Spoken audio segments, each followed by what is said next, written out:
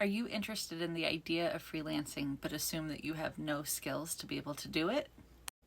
I'm a top 1% freelancer on Upwork, and I just launched a brand new free community for beginners where every week I drop a high quality tutorial or resource to help you get started in freelancing, even if you think you have no skills.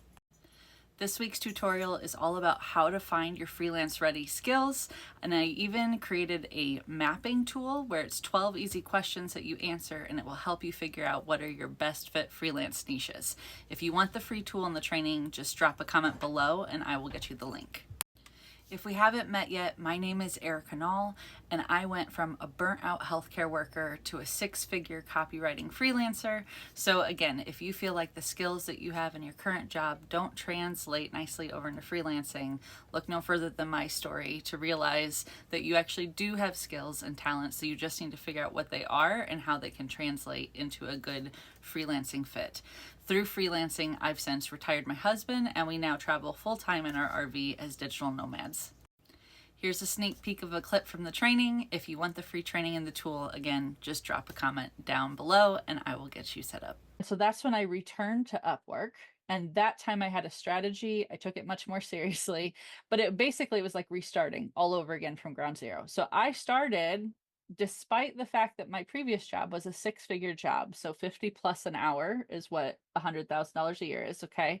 So even though I was easily before making 50 plus an hour, and even though I have lots of great experience that people should be paying me for way more than $15 an hour, $15 an hour is where I started. Despite that, because you are competing in this huge, massive pool, you don't have the proven experience, so you're not ready to start charging those premium rates yet.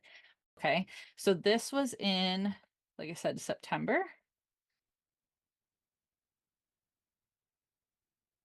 This is going off my screen a little bit, but you guys get the idea. So this is in September. By I looked at this yesterday and I should have written it down. I want to say it was by February. And actually, I think it was 85, not 75.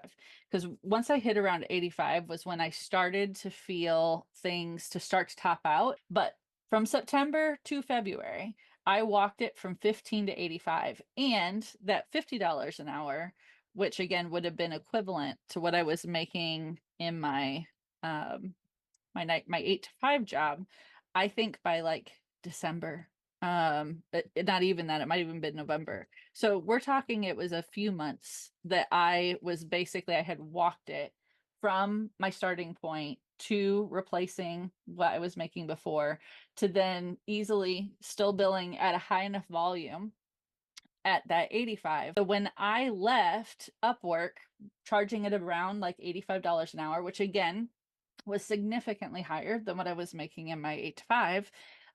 Once I moved into this even more specialized space, now what I called myself was an online business architect.